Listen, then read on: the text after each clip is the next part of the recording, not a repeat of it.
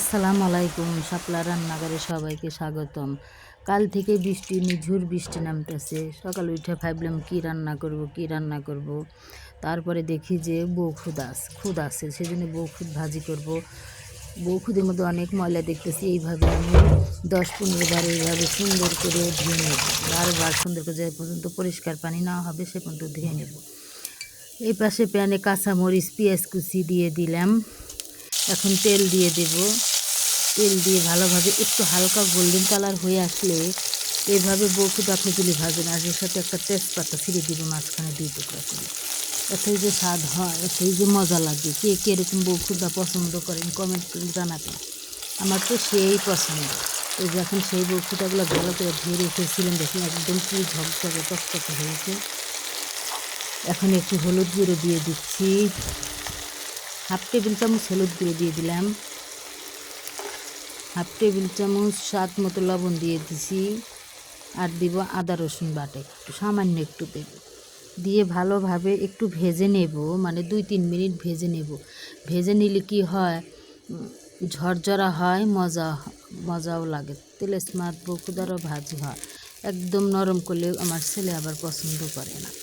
এই যে বউখুদা এখন আমার ভাজি হয়ে গেলে এখন আমি ঠান্ডা পানি দিয়ে দেব 2 কাপ। 2 কাপ চাউল 2 কাপের মধ্যেই আমি পানি দিলাম, একটু বেশি দেব না। 2 কাপ পানি দিয়ে এখন ভালোভাবে আবার নেড়েচেড়ে নিয়ে ঢাকনা দিয়ে ঢেকে রেখে দেবো 10 মিনিট। দেখেন আবার বলক উঠে গেছে। 10 মিনিট পর চলে আসলাম, এই যে প্রায় 80% সেদ্ধ হয়ে গেছে।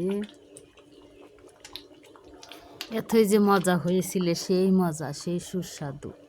আমি তো তৃপ্তি করে অনেক দিন পরে, আমার মুখে জ্বর ঠান্ডা, আমি খাইতে পারি না, কোনো কিছুই স্বাদ নাই।